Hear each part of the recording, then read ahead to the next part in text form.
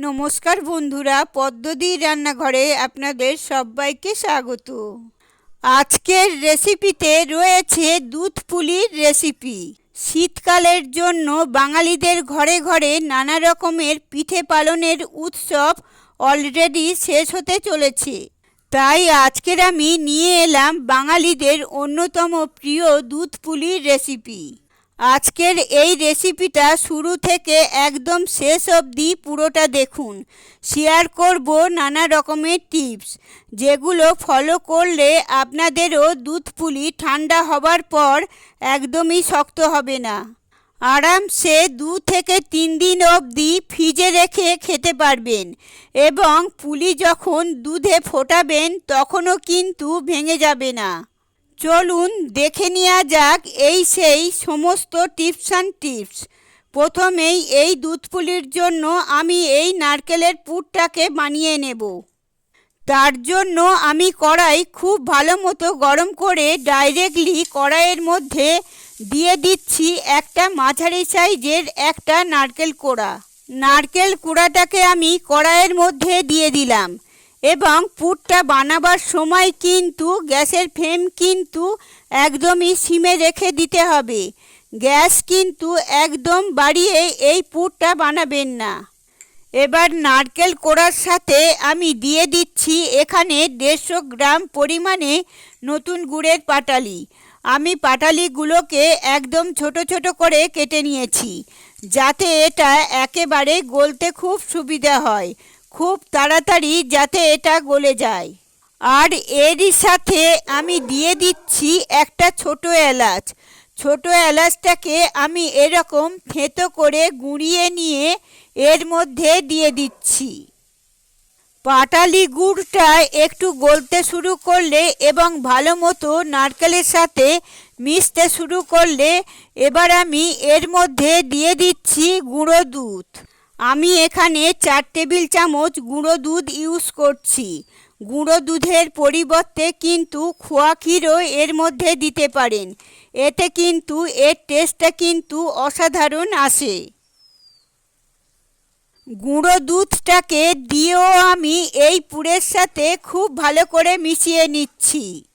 এবার এটাকে ভালো করে রান্না করে নেব, যতক্ষণ না এর এক্সট্রা জলটা সমস্ত শুকিয়ে যাচ্ছে এবং এটা এরকম একটু মাখা মাখা টেক্সচারের মধ্যে চলে আসছে। এটা বানাতে কিন্তু প্রায় 10 থেকে 12 মিনিট মতো সময় লেগেছে এবং এটাকে কিন্তু গ্যাসের ফ্লেমটাকে একদম সিমে রেখে বানিয়ে নিয়েছি।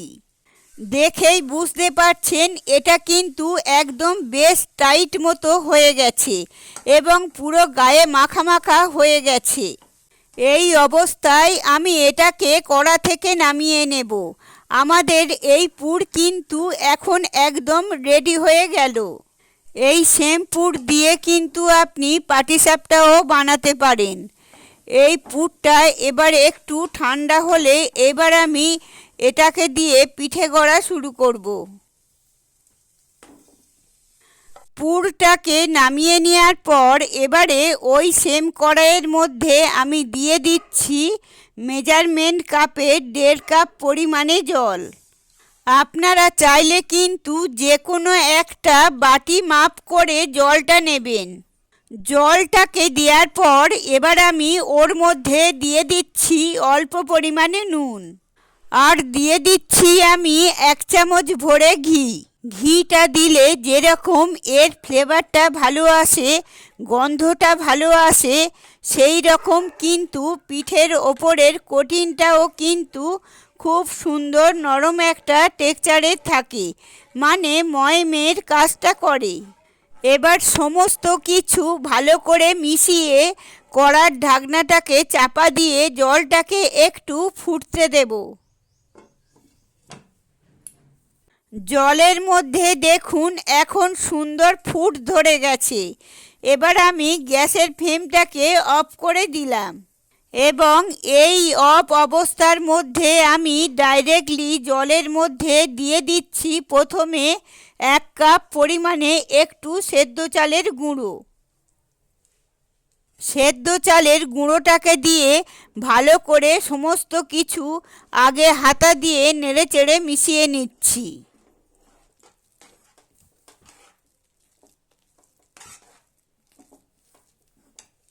একবার ভালো করে মিশে যাওয়ার পর এবার আমি এর মধ্যে দিয়ে দিচ্ছি আরও হাফ কাপ পরিমাণে একটু সেদ্ধ চালের গুঁড়ো। এইভাবে আমি 1.5 কাপ পরিমাণে একটু এইরকম সেদ্ধ চালের গুঁড়ো এর মধ্যে দিয়েছি। সমস্ত কিছু ভালো করে নেড়েচেড়ে মিশিয়ে নিয়েছি। দেখুন এইভাবে সমস্ত কিছু মিশে গেছে। এবার আমি এর মধ্যে দিয়ে দিচ্ছি 2 চামচ সুজি। সুজিটা দিয়ে এই পিঠেটা বানালে পিঠে কিন্তু খুব নরম থাকে। আপনি 2 থেকে 3 দিন অবধি আরামসে ফ্রিজে রেখেও খেতে পারেন। পুলি একটুও শক্ত হয় না, পুলি একদম সুন্দর নরম হয়। এবারে সুজি এবং এই চালের গুঁড়োটাকে খুব ভালো করে নেড়েচেড়ে মিশিয়ে নিয়েছি। আগে একটু হাতা দিয়ে এইভাবে মিশিয়ে নিচ্ছি, কারণ এটা এখন খুবই গরম। একটু ঠান্ডা হয়ে আসলে, একটু হাতে নিয়ে আসার মতো হলে তারপর এটা হাতে নিয়ে ঠেসে ঠেসে মাখবো। তার আগে আমি এই রকম হাতা দিয়ে এইভাবে 2 থেকে 3 মিনিটের মতো এইভাবে একটু ভালো করে নেড়েচেড়ে মিশিয়ে নিচ্ছি। দেখুন পুরো একটা সুন্দর মণ্ড হয়ে গেছে। এবার এটাকে একটা থালার মধ্যে আমি তুলে নিয়েছি। থালার মধ্যে উঠিয়ে নেওয়ার পর এবারে অল্প অল্প করে একটু চালের গুঁড়ো দিয়ে, চালের গুঁড়োটাকে দিয়ে এবার ভালো করে এটাকে একটা মণ্ডর মতো করে মেখে নিচ্ছি। ঠিক যেভাবে আমরা আটা ময়দা মাখি লুচি পরোটার জন্য, সেই রকমভাবে এটাকে ভালো করে ঠেসে ঠেসে একটু মেখে নিচ্ছি। প্রয়োজন মতো আমি এখানে চালের গুঁড়ো ব্যবহার করেছি মেখে নেওয়ার জন্য। আমাদের এই চালের মণ্ডটা এখন পুরোপুরি রেডি হয়ে গেল পিঠে বানানোর জন্য। আর অপর দিকে দেখুন আমাদের পুরো রেডি। আর এই পিঠেটাকে বানানোর জন্য আমি এখানে নিয়ে নিয়েছি অল্প পরিমাণে একটু সেদ্ধ চালের গুঁড়ো। এবার এই মেখে রাখা চালের মণ্ড থেকে আমি এই রকম ছোট ছোট করে লেচি কেটে নিচ্ছি এবং এর মধ্যে আমি সেদ্ধ চালের গুঁড়ি দিয়ে এটাকে একটা পাতলা এরকম একটা খুলির শেপে আমি গড়ে নিচ্ছি, ভেতরটা এরকম গর্ত মতো রেখে।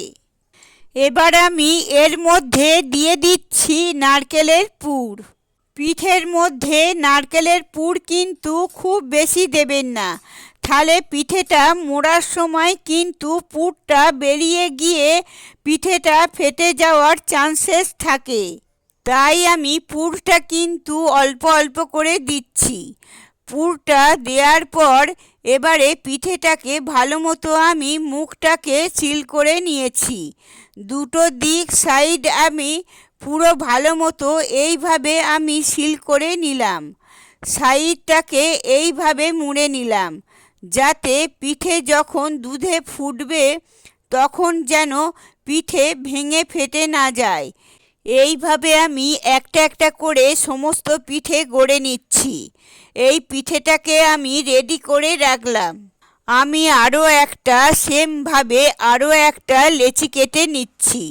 লেচিটাকে কেটে নেওয়ার পর সেমভাবে আমি অল্প করে সেদ্ধ চালের গুঁড়ো দিয়ে সেমভাবে আমি একটা এরকম খুলি বানিয়ে নিলাম। অল্প করে একটু পুর দিলাম। পুরটাকে দেওয়ার পর এইরকমভাবে হাত দিয়ে চেপে রেখে মুখটাকে আমি পুরোপুরি সিল করে নিচ্ছি। পিঠের মুখটাকে সিল করে এইরকম সাইড দুটোকেও মুড়ে নিচ্ছি।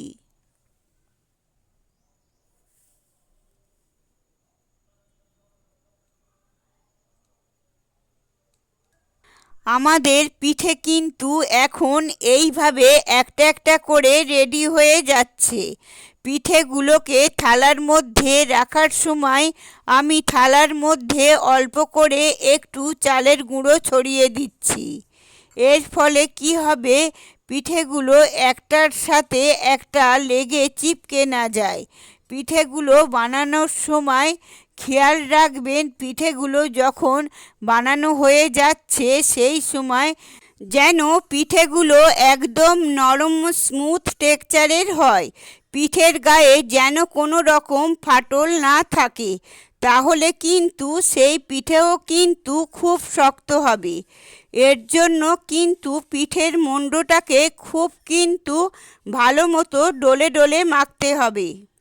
দেখুন, আমার একটা পিঠেও কোনো ক্র্যাক নেই, সুন্দর নরম টেক্সচারের, কিন্তু এরকম দেখেই বোঝা যাচ্ছে, কারণ এই মাখাটা কিন্তু খুব সুন্দর মসৃণ করে আমি মেখেছিলাম। এইভাবে কিন্তু আমি সমস্ত পিঠেগুলো একটা একটা গড়ে নিয়েছি। পিঠে গড়া আমার রেডি হয়ে গেল। এবার আমি দুধ পুলির জন্য দুধটাকে ফুটিয়ে নেব। এবার দুধটাকে বানানোর জন্য আমি ডাইরেক্টলি একটা কড়াই খুব ভালো মতো গরম করে ওর মধ্যে দিয়ে দিচ্ছি 1 লিটার মাদার ডেয়ারি দুধ।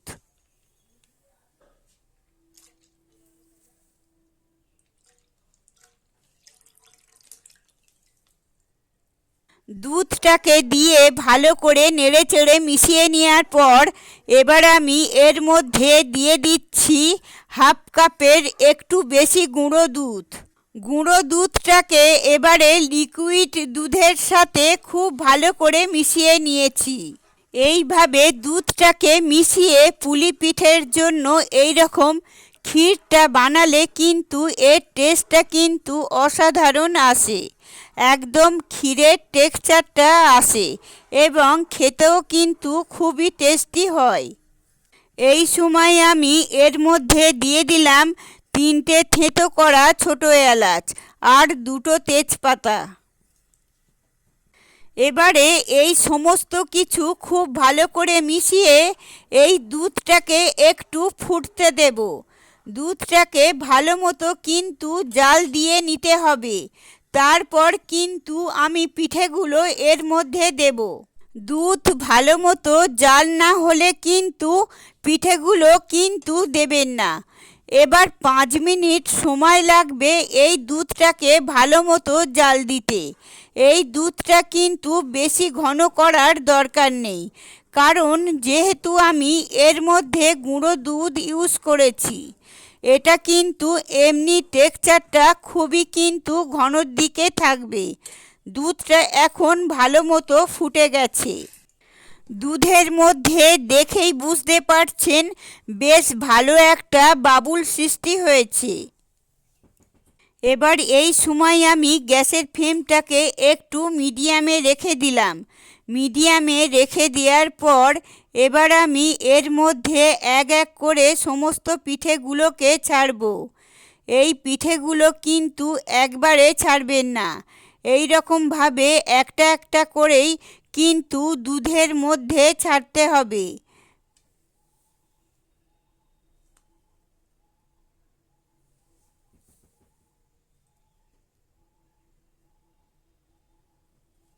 সমস্ত পিঠে আমি ছেড়ে দিয়েছি। আমার প্রায় 35 পিস মতো পিঠে হয়েছে। আর দুধ পুলির জন্য কিন্তু এরকম ছড়ানো একটু হাঁড়ি বা কড়াইয়ের মধ্যে বানালে কিন্তু বেশি সুবিধে, কারণ কি পুলিগুলো তাহলে কিন্তু দুধের মধ্যে বেশি ভালো মতো জায়গা পাবে ফোটার মতো। দুধ পুলি হতে কিন্তু বেশি সময় লাগে না, প্রায় 12 থেকে 15 মিনিট গ্যাসের ফ্লেমটাকে লো টু মিডিয়ামে রেখে আমি বানিয়েছি। পুলিগুলোকে দুধে দেওয়ার পর কিন্তু একদম মধ্যিখানে পুরো হাতা দিয়ে নাড়তে যাবেন না, তাহলে কিন্তু পুরো পুলিগুলো ভেঙে যাবে। পুলিগুলো একটু হয়ে আসলে তারপর আপনি কিন্তু মধ্যিখানে হাতা দিতে পারবেন, তার আগে কিন্তু নয়। পুলিগুলোকে দেওয়ার পর হাতা দিয়ে খুব সাবধানে কিন্তু সাইড দিয়ে একটু হালকা হালকা করে নেড়ে নিতে হবে। আর সব থেকে বেস্ট হচ্ছে কড়ার এরকম দুটো ধারকে ধরে এইভাবে গোল গোল করে একটু ঘুরিয়ে নেওয়া। এর ফলে কি হবে, পুলিগুলো কিন্তু দুধের মধ্যে খুব ভালো কিন্তু খেলবে। এইভাবে আমি গ্যাসের ফ্লেমটাকে লো টু মিডিয়ামে রেখে প্রায় 12 থেকে 15 মিনিটের জন্য দুধ পুলিগুলোকে একটু ফুটতে দিচ্ছি। দুধ পুলিগুলো যখনই হয়ে আসবে তখনই দেখবেন পুলিগুলো কিন্তু এইরকমভাবে ওপরে ভেসে উঠবে। তখনই বুঝবেন পুলি পিঠে কিন্তু একদমই রেডি হয়ে গেল। পুলি এখন আমাদের সেদ্ধ হয়ে গেছে।